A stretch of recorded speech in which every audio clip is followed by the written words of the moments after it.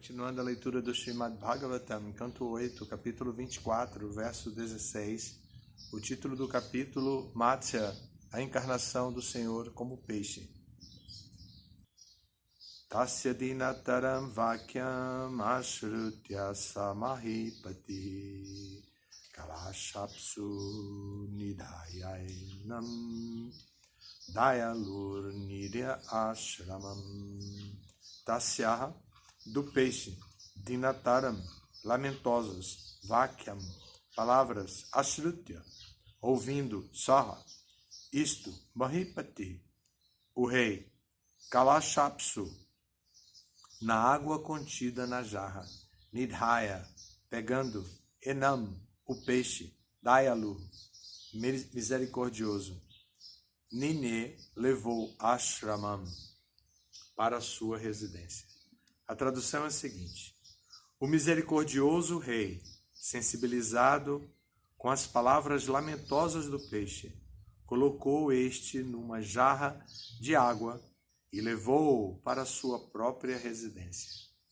Porém, passada uma única noite, aquele peixe cresceu tanto que não podia mover-se confortavelmente na água da jarra. Então ele dirigiu ao rei as seguintes palavras: ó meu querido rei, não gosto de viver nesta jarra de água, submetido a tanta dificuldade. Portanto, por favor, providencia-me algum reservatório de água mais amplo, onde eu possa viver confortavelmente. Então, tirando o peixe da jarra de água, o rei atirou-o num grande poço. Porém, dentro de um momento, o peixe atingiu 1,40 metros de comprimento. O peixe então disse: meu querido rei, neste reservatório de água não consigo obter uma residência satisfatória. Por favor, dá-me um volume de água mais extenso, pois refugiei-me em ti. Ó Maharaj Parikshit, o rei tirou o peixe do poço e atirou-o num lago, mas o peixe assumiu então uma forma tão gigantesca que excedia a extensão da água. Então o peixe disse: ó rei, sou um enorme ser aquático e esta água não me é nada conveniente. Agora, por favor, descobre algum modo de salvar-me. Seria melhor pôr-me na água de um lago cuja capacidade nunca diminuísse. Sendo assim solicitado, o rei Satyavrata levou o peixe para o maior reservatório de água. Porém, quando este também mostrou-se insuficiente, o rei acabou atirando o gigantesco peixe no oceano. Enquanto era atirado no oceano, o peixe disse ao rei Satyavrata: ó herói, nesta água existem poderosíssimos e perigosos tubarões que irão comer-me. Portanto, não deves atirar-me nesse lugar. Após ouvir essas doces palavras proferidas pela Suprema Personalidade de Deus, que ali estava sob a forma de peixe, o rei, confuso, perguntou-lhe: quem sois, Senhor? Tudo o que fazeis é me confundir. Meu Senhor, no espaço de um dia, vos expandistes por centenas de quilômetros, cobrindo a água dos rios e do oceano. Antes disso, eu jamais havia visto semelhante animal aquático, e tampouco alguém me mencionara a existência de algum igual a este. Meu Senhor, sois de certo a inexaurível Suprema Personalidade de Deus, Narayan. Foi para mostrar vossa misericórdia para com as entidades vivas que agora assumistes a forma de um ser aquático. Ó meu Senhor, mestre da criação, manutenção e aniquilação, ó maior dos desfrutadores, Senhor Vishnu, sois o líder e o destino dos devotos rendidos como nós. Portanto, permiti que vos ofereça minhas respeitosas reverências. Todos os vossos passatempos e encarnações, de certo, manifestam-se para o bem-estar de todas as entidades vivas. Portanto, meu Senhor, gostaria de saber o propósito pelo qual assumistes esta forma de peixe. Ó meu Senhor, que possuís olhos como pétalas de lótus, adorar os semideuses que estão no conceito de vida corpórea é infrutífero em todos os aspectos. Porém, como sois o amigo supremo e a queridíssima superalma de todos, a adoração aos vossos pés de lótus nunca é inútil. Portanto, manifestastes vossa forma de peixe. Aqui tem um significado de Prabhupada. Vamos ver. Os semideuses, tais como Indra, Chandra e Surya, são entidades vivas comuns, diferenciadas, partes integrantes da Suprema Personalidade de Deus. O Senhor expande-se através dos seres vivos, Nityo Nityanam Chetanas Chetananam. Suas formas pessoais, Vishnu Tattva, que são todas espirituais, chamam-se Swamsha. E as entidades vivas, que são partes diferenciadas, chamam-se Vibhinamsha.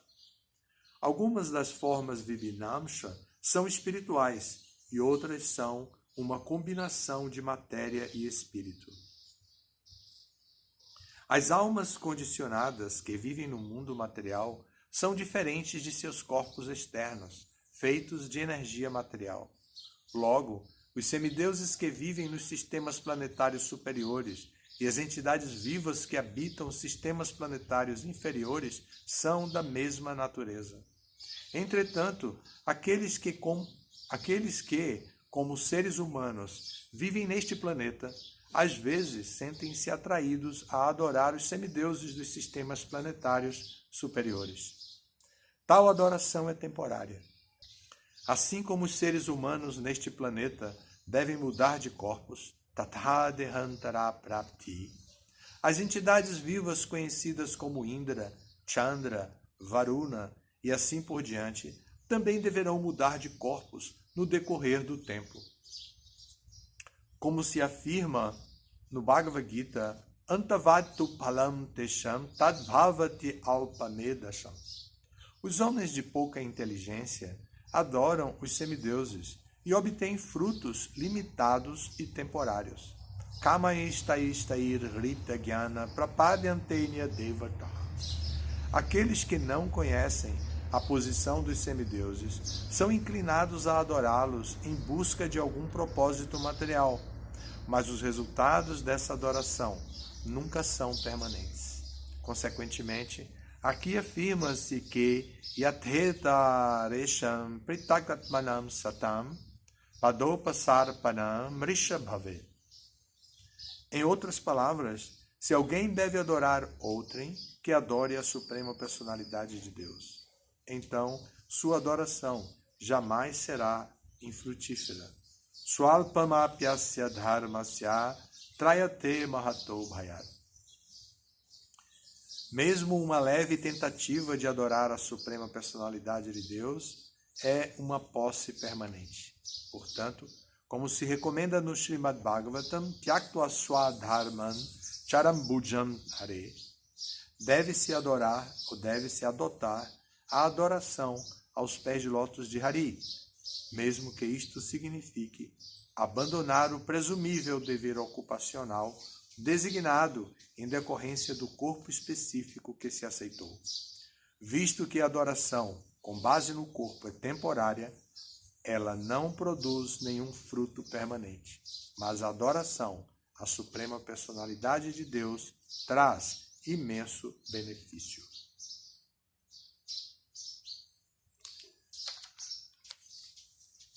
Aqui tem muitos estudantes do curso Bhakti Shastri e esse tema aqui, com esse significado, parece uma revisão de Karma Sattva, parece uma revisão da primeira macrodivisão do Bhagavad Gita, que são os primeiros 6 capítulos que trata do tema karma. E o significado de Prabhupada é bem explícito para isso. Ele vai apontar a fragilidade da adoração, a inconsistência, a fragilidade, a temporalidade da adoração aos semideuses, porque o tema apresentado também pelo rei Satyavrata é baseado nisso mesmo. O próprio rei Satyavrata ao se dirigir ao peixe, ele se dirige apresentando o Siddhanta da filosofia Vaishnava, que não se limita à experiência de karma. Então, ele aponta isso, o significado. Prabhupada faz uma verdadeira revisão dessa karma sáttvica. E é muito interessante como o Prabhupada apresentou aqui. Além disso, Prabhupada também fala um tema técnico. Ele explica sobre Vishnu Tattva, que são as entidades vivas, que são as encarnações de Krishna diretamente vindas ou originárias de Vishnu. Eles não aceitam o nascimento dentro desse mundo como uma pessoa comum. Nem o seu corpo é um corpo comum. É apenas a transformação dos elementos Satchidananda de uma forma que parece ser comum. Quem olhava para Krishna, ou quem olhava para qualquer encarnação de Krishna, Vishnu Tattva, tinha a impressão de que eles eram feitos dos mesmos elementos que nós. E os nossos elementos são outros. São os 8 elementos, né? Terra, água, fogo, etc. Mas os elementos que constituem o corpo de Krishna são Satchidananda. Então, esses elementos Satchidananda adquirem uma forma muito semelhante à forma da combinação dos 8 elementos da natureza material. E quem não é iluminado, quem não está iniciado nesse conhecimento, não consegue distinguir que aquela personalidade ali presente é uma encarnação de Krishna Vishnu Tattva. Da mesma forma, aí depois de explicar sobre Vishnu Tattva, se diz que existem emanações dessa forma da forma original de Krishna, que são chamados de Swamsha e Vibhinamsha. Swamsha são também as entidades vivas.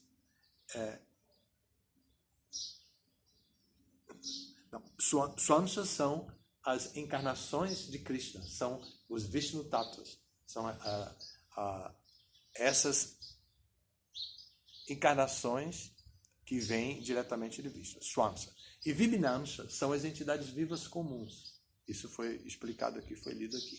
Então, as entidades vivas comuns que adquirem corpos materiais de diferentes espécies, não apenas a espécie humana, mas de diferentes espécies. Essas formas Vibhinamshas, que são diferenciadas, lutam dentro da natureza material com uma cobertura que é muito limitante para ela. É uma cobertura feita da combinação dos 8 elementos com a dinâmica dos 3 modos da natureza material. Então a pessoa fica limitada, ela luta para sair da Tamaguna, ela luta para sair da Rajaguna, ela luta para sair da Sattva-guna. É mais fácil sair de Sattva-guna do que sair da Tamaguna. Mas de Sattva-guna ela consegue ter uma promoção para a libertação dos 3 modos da natureza material. Mas dos outros modos é mais difícil, da combinação deles é mais difícil. E isso constitui a base, o substrato das formas diferenciadas de Krishna como Vibhinamsha, que são as entidades vivas comuns. Então, e entre essas entidades vivas comuns, existem diferentes entidades vivas comuns. Existem os Nityasiddhas, aqueles que são eternamente liberados e que vêm a este mundo diferente de como nós vimos a este mundo. Essas entidades vivas,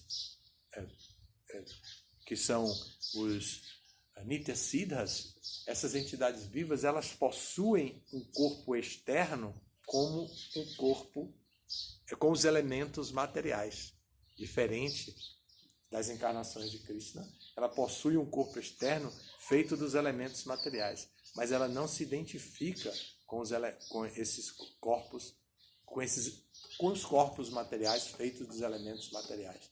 e elas não estão aprisionadas aos modos da natureza material. Elas têm controle sobre isso. Originalmente elas são vibhinamshas, o corpo material existente é feito de elementos, porém elas são nityasiddhas. Elas são eternamente liberadas. Elas entram naquele corpo, executam todas as suas atividades e depois elas deixam aquele corpo. Essa é a natureza do nityasiddha. E tem também aqueles que são eternamente, entre aspas, condicionados, os nityabadhas. Eles precisam de fazer um processo para poder se libertar do aprisionamento que eles se encontram. Eles são chamados de nityabadha por força da expressão, mas eles não são de fato nitya, eles não são de fato eternamente badhas, condicionados. Eles são condicionados eternamente porque vá conseguir dizer há quanto tempo o sujeito está no mundo e quanto tempo mais vai ficar. Porque não se pode definir. E como não se pode definir, se diz eternamente condicionado. Já foi peixe, já foi passarinho, já foi minhoca, já foi elefante, já foi javali, já foi ser humano em diferentes situações e agora continua lutando. Então, nesse sentido, é nitya badha, mas de fato não é nitya.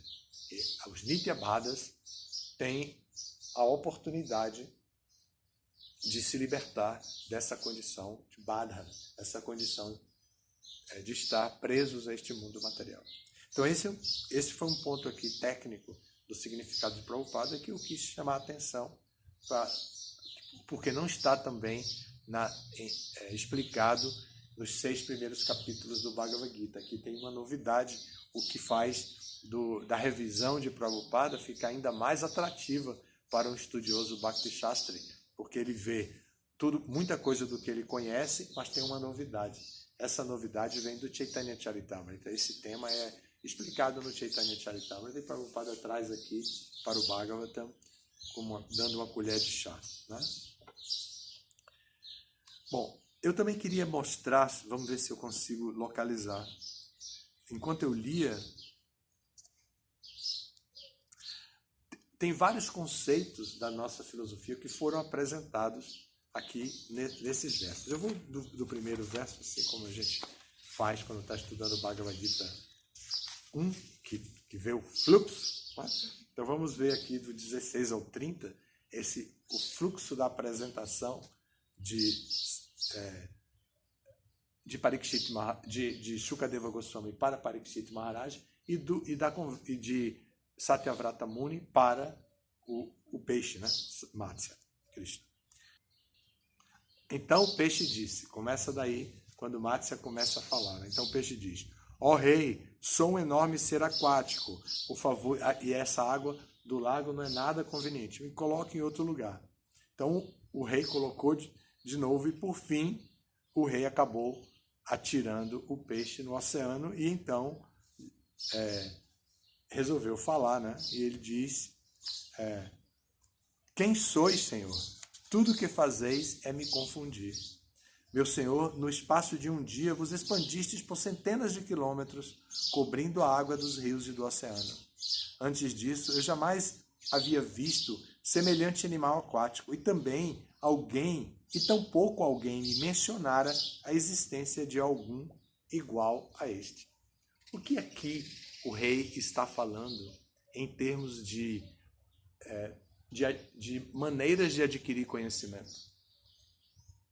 Vocês estudaram no Upadeshamrita que existem uma maneira de aprender inferior e uma maneira de aprender superior.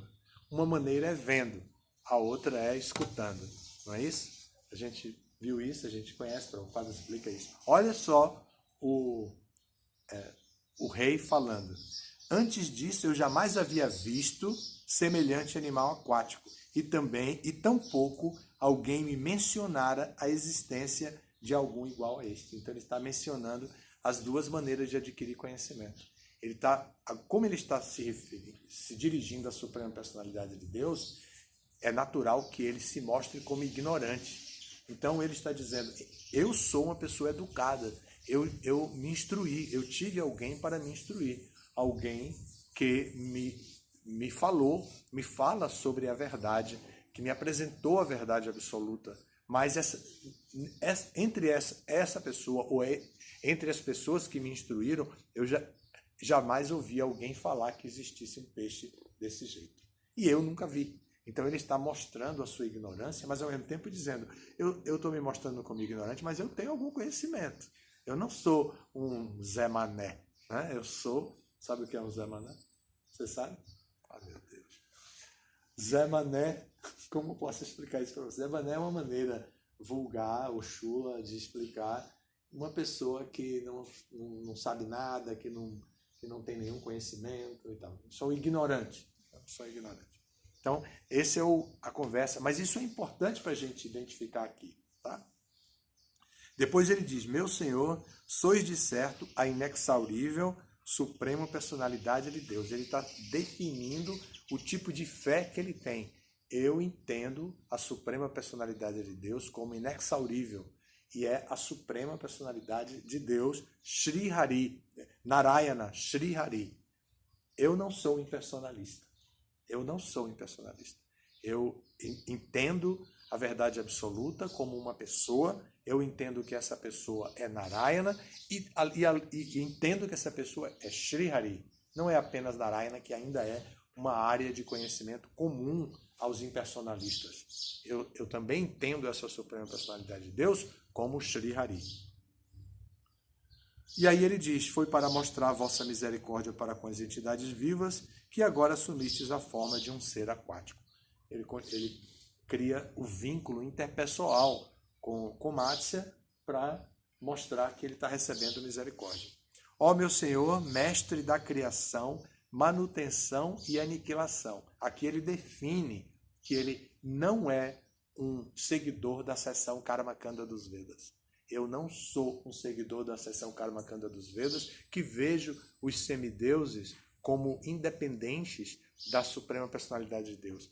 Qual é a segunda ofensa? Considerar que Shiva e o Senhor Brahma. Olha então, mestre, ó meu Senhor, que é o mestre da criação. Eu sei que o Senhor é o mestre da criação. Não, eu sei que não é Brahma. Tá? Eu sei também que o Senhor é o encarregado da manutenção. Eu sei que o Senhor, como o encarregado da manutenção, o Senhor é Vishnu. E eu sei que o Senhor é o encarregado da aniquilação. Não é o Senhor Shiva. Todos eles trabalham para o Senhor. Entende? Então ele está mostrando a sua fé. Minha fé não é limitada à seção Karmakanda, não. Eu entendo a Suprema Personalidade de Deus. Ó maior dos desfrutadores, Senhor Vishnu. E define agora. Entre todos os semideuses, o Senhor é exatamente esse, Vishnu, que é o maior de todos os desfrutadores. Sois o líder e o destino dos devotos rendidos como nós. Então ele está se declarando, eu sou um Bhakta. Então, e o objetivo dos Bhaktas é Vishnu. Não é os semideuses. O objetivo dos Bhaktas é adorar a Vishnu. E eu estou no meio dos Bhaktas. É isso que ele está dizendo aqui.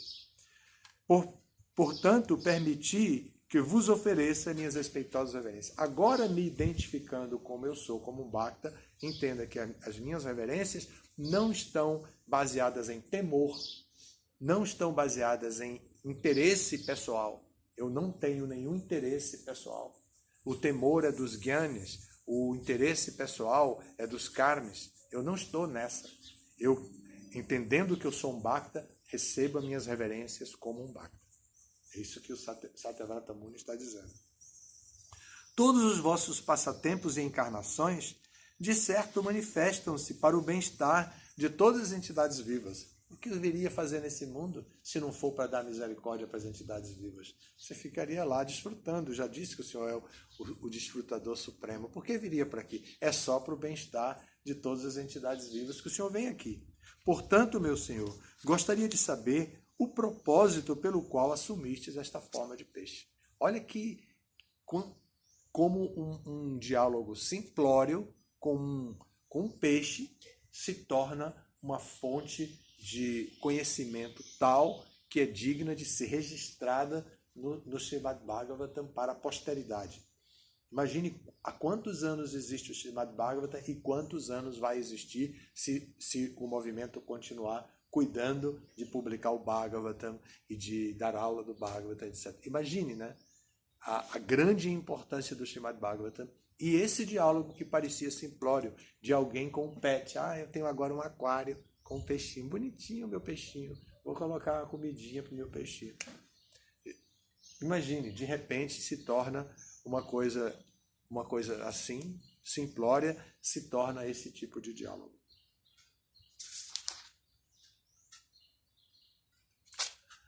E aí ele diz, ó meu Senhor, que possuí olhos como pétalas de lótus. Ele está se referindo ao Senhor, a forma original, né?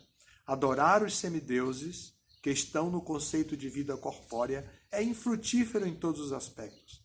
Porém, como sois o amigo supremo e a queridíssima superalma de todos, a adoração aos vossos pés de lótus nunca é inútil. Portanto, manifestastes vossa forma de peixe. Bhoktaram Jagyatapasam Sarvaloka Maheshwaram Suhridam Sarvabhutanam Yatwamam Shantirichati. Ele está mostrando aqui que ele estudou o Bhagavad Gita. Acho que ele fez no Bhakti Shastra. Não foi no nosso instituto. Nunca tivemos um Satyavrata no nosso instituto. Mas ele deve ter estudado. Porque aqui ele está demonstrando que ele conhece quem é o desfrutador de tudo. Quem é o Bhoktaram de todos os Jagyas, de todas as tapácias, todos os planetas.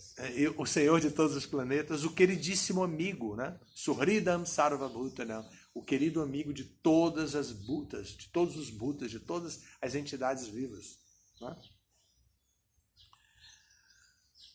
E aí ele diz que o processo de Bhakti, sim, adorar os vossos pés de lótus, aos vossos pés de lótus. O processo de Bhakti, sim, é a garantia. Não é o processo de adorar os semideuses. É o processo de Bhakti de adorar ao Senhor, a Suprema Personalidade de Deus. Então, ele agora está se dirigindo assim para saber qual é o propósito da encarnação de Matsya. E vai continuar amanhã no verso 31. Muito interessante. E vocês, esse material veio bem no nível de conhecimento que vocês estão estudando. E como eu estou acompanhando o nível da grande maioria de estudo aqui, eu quis fazer isso para vincular, para que vocês vejam como o conhecimento que vocês têm já pode se aplicar até mesmo no nível superior de estudo. Esse nível de estudo é Bhaktivedanta, nem é Bhaktivaibhava, é o segundo nível acima do de vocês. Vocês estão no Bhakti Shastra, esse nível é Bhaktivedanta. Mesmo no nível Bhaktivedanta, o nível Bhakti Shastra de compreensão das escrituras vai auxiliar vocês a compreenderem perfeitamente o Bhagavatam. E o principal, não se desviar do caminho de Bhakti, que é tão perigoso. O caminho não é tão perigoso, que é um perigo ameaçador. Se desviar do caminho é sempre um perigo ameaçador, porque há muitas propostas para adorarmos alguém.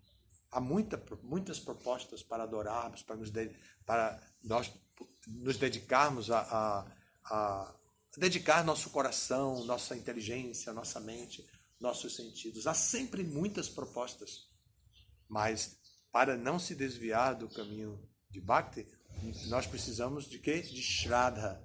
E como se adquire Shraddha? Com conhecimento. Então, esse conhecimento que vocês estão adquirindo já é benéfico até mesmo para todo o processo e até mesmo para entender um texto do nível Bhaktivedanta, que é esse texto aqui. Eu trouxe para o nível, para a compreensão de vocês, para a gente poder se sentir familiarizado e vocês não terem se arrependido, não se arrependerem de ter acordado cedo para assistir a aula do Bhagavatam. Pô, acordei cedo, agora estou assistindo a aula do Bhagavatam que não tem nada a ver comigo. Então, só para vocês poderem se identificar e terem sempre a esperança de que acordando cedo e vindo assistir a aula do Bhagavatam, vocês vão adquirir mais conhecimento, mais fé, mais força para os desafios desse mundo. Alguma pergunta? Vocês três, me desculpem eu estar dirigindo para os devotos novos, mas eles têm a prioridade aqui porque eles vieram para aqui exclusivamente para adquirir conhecimento. Então, como eles estão aqui, eu dirigi mais para eles, então desculpem vocês, mas o tema também é esse e a gente fez uma avaliação nesse nível para que eles se sentissem confortáveis. Obrigado, todas as glórias a Srila Prabhupada.